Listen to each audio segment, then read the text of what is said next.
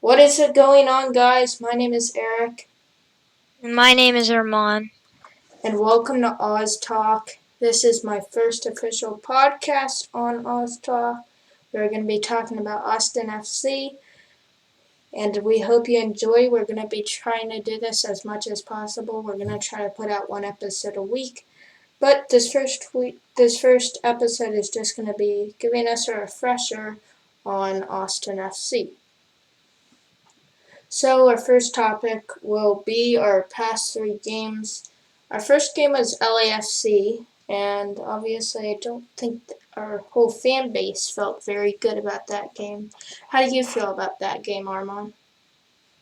I mean, coming as a former and still Vancouver Whitecaps fan, I think it was an impressive performance by them just to shut LAFC down in the first half. I mean, like that's just a great team, and it's your first game, and you shut them out in the first half. Like that screams to me that you could be good in the future.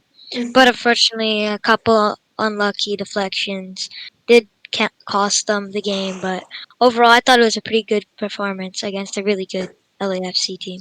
Yeah, and something that's pretty amazing about that is that we are watching Austin FC games in the preseason, and we consistently saw center back just not being able to uh, be as fast as the other players on other teams. And it was really refreshing to see us become faster and smarter with the ball.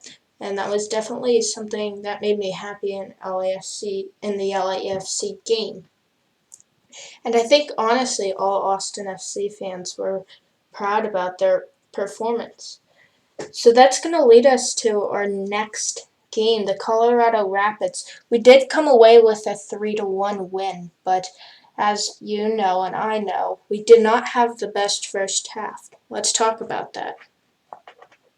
Yeah, I mean, when I watched that game in the first half, I didn't. I was just in shambles. I mean, like the first half in the first game was amazing, and then you come out weaker and you look like you're a new team that game, it didn't make sense. But then eventually in the second half, they came together and they came on with a big 3-1 victory. And that was just amazing second half.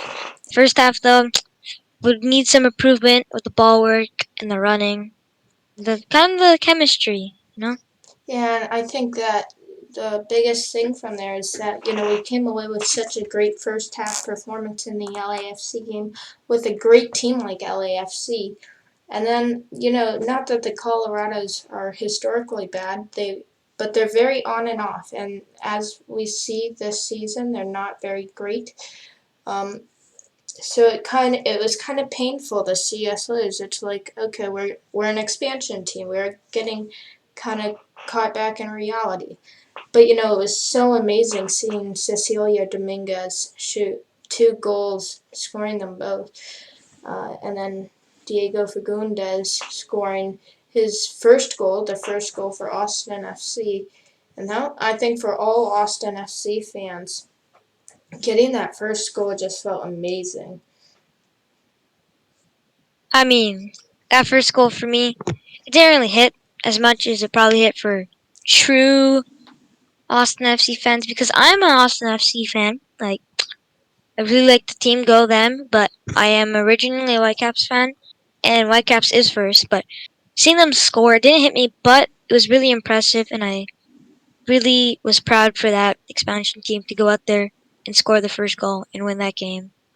Yeah, it's always great to see an expansion team get their first win, first goal. Both of those happened in the Rapids game. So our next game is, or the next game we're going to be talking about is the Minnesota United game, which just happened last Saturday. We came away with a 1-0 performance, and I wasn't really watching this game to be honest. Uh, and first of all, congratulations again to Diego Fagundes on scoring another goal. But I think this brings up more of the topic of Minnesota United. I mean, they're still winless. They haven't even gotten a tie yet. So I think it's really, is it time for them to worry? It's not time for them to worry. You know, this happened to the Whitecaps last year. We started out very slow. We ended the year slow, but we had this little in between of the gap of winning, I mean losing and losing.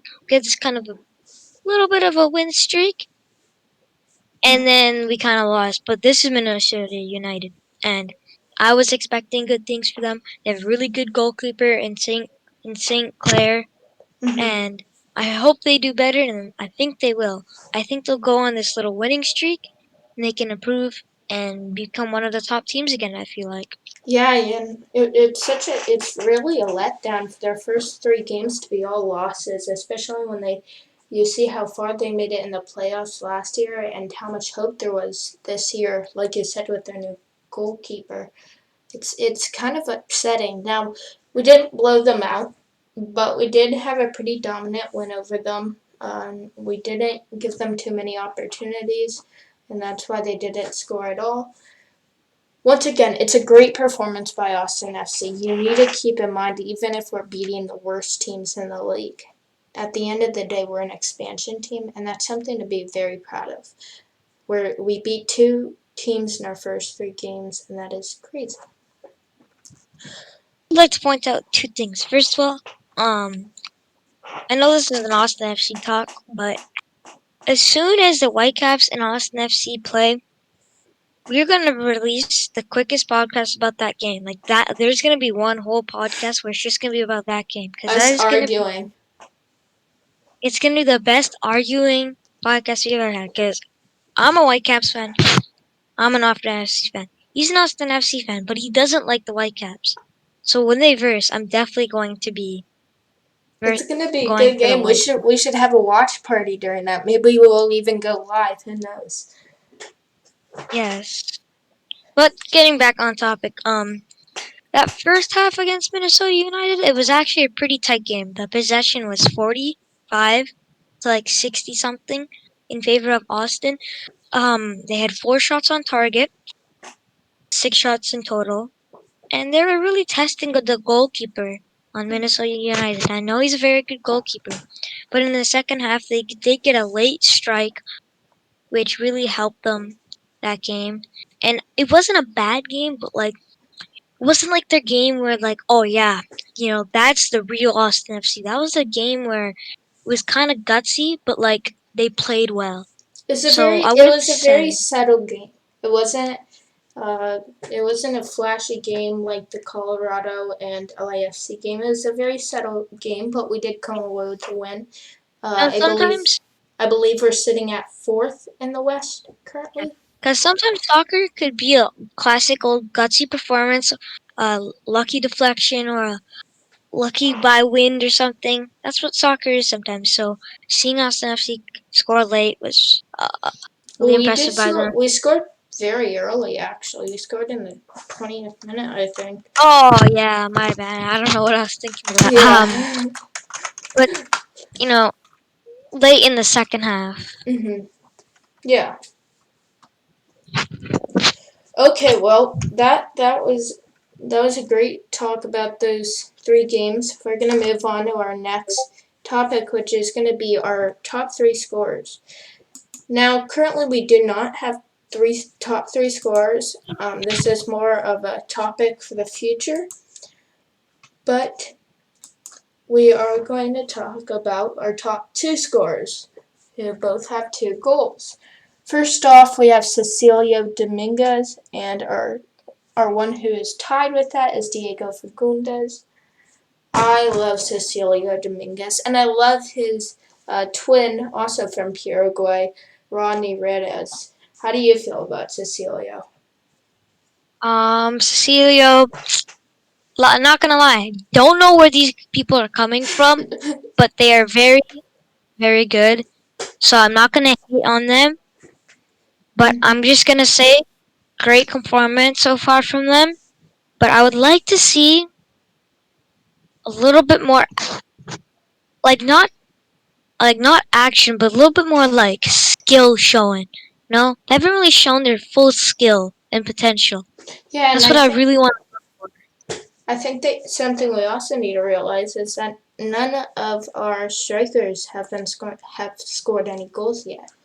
And that is something that is sort of worrying for Austin. Now, it may just be a play style, it may just be this and that, but all of our all of our goals have none of our goals have come from strikers, and I think if we can make that part of our field more strong, that could very much increase our chances of going far in the playoffs. How do you feel about that? Strikers not scoring for the first 3 games of the season. Mm-hmm. I literally would I would say don't worry about it yet. Mm-hmm. Maybe the first 10 games they haven't done anything, not even scored, haven't done an assist or anything good. Then you would worry about it. But I think right now it's their third game. They're going into the fourth game, so I'm just gonna say I'm just waiting. Like you gotta be patient sometimes. Okay, so our next person is going to be Diego Fagundes. Now, if you don't know much about the MLS, Diego Fagundes came from the New England Revolution. He's a veteran there. He's a great player. He scored 50 goals. I think that's a great amount for a player. I think he's a very solid player. I did not like him going in this season, but he showed that he proved to us that he's a great player and that he can do things on the field. I know you haven't been watching too much closely, but how do you feel about Diego Fagundes? Diego Fagundes. I mean, first I want to say he did sign as a free agent after a 10-year career deal, so he's gonna be in Austin FC for a while unless they do something like loan him or trade him or something. And second, I was looking at his height earlier today. This dude is big. You know, he's a midfielder, but he's big. So I really like that. Like, I want a big, solid midfielder, and he can run. That is So true. Yeah, I think we he's definitely have a versatile starting 11, and I think that's really yeah. why I we think this thing for Gunda. Okay, I don't. Fagundes. Fagundes is gonna be really good. Um, like he's gonna start rapidly scoring, maybe. He's gonna produce for you guys, and I'm excited to see what he can do and how far Austin FC and Diego Fagundes can go in the playoffs. So next up, we have some scheduled changes for Austin FC. The Seattle Sounders game gets postponed from May 29th to May 30th, which I wouldn't worry about. Obviously, it's just one day. And then the Sporting Kansas City game gets moved up from July 17th to June 12th. Obviously, there's not much there. Obviously, it's just um, a a schedule change happens all the time. Nothing to worry about.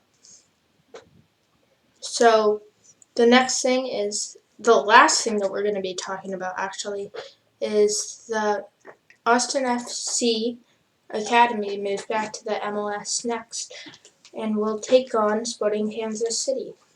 I am very happy about this.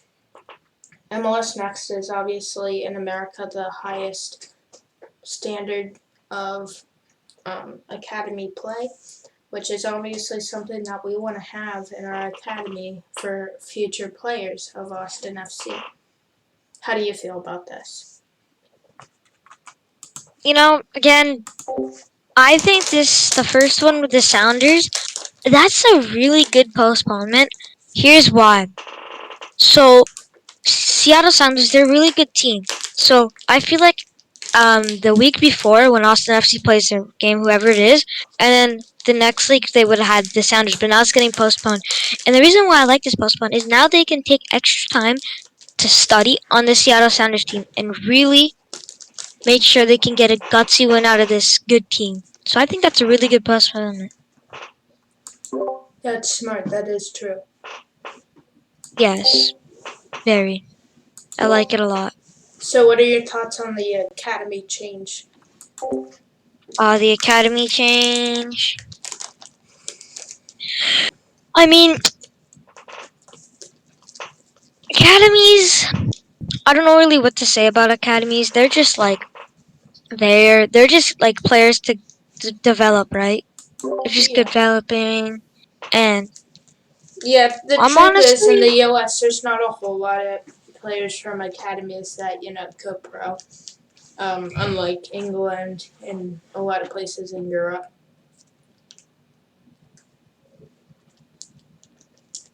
yeah. The second thing about the academy teams, I really think if they can get some young 15, 16-year-olds who can develop, they could be good in the future. Like not good, like good. Like I feel like they could be good. Yeah, I think that we need to. The academy is honestly one of the best ways to develop players to get your players of the future. And I think that that's something Austin FC should really heavily invest in is the academy.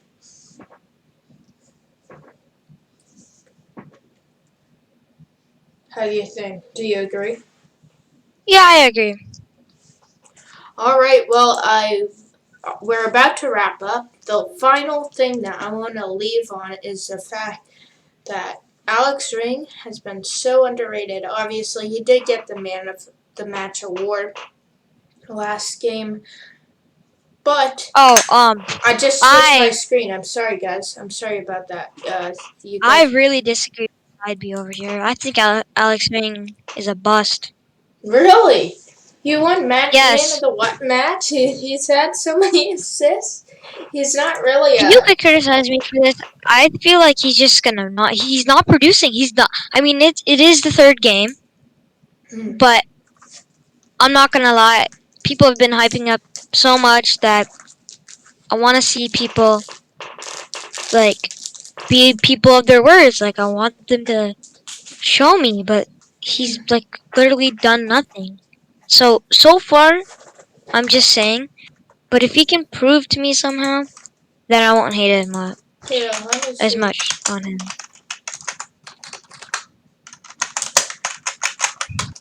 So yeah, you're actually right. He hasn't scored any goals yet this season, but he hasn't scored goals and he hasn't done that stuff. Um, but wait, why does it say NY? What? Okay. Um, he does have an 80% passing percentage. He hasn't gone offside a single time yet. And um, yeah, I think that you just need to give him time. To be honest, he's gonna be like that for a while, and um, we just gotta let him develop. He's only 26. He has time, or he's 30. Excuse me, but um, I think we should just keep him. We should let him develop. We should let him do his thing, and then we'll just be fine. He's a great player. He's a great person just to have in the midfield. At the end of the day, he's not really supposed to be out here scoring a goal every match. So yeah. Well, this is gonna wrap up our first podcast.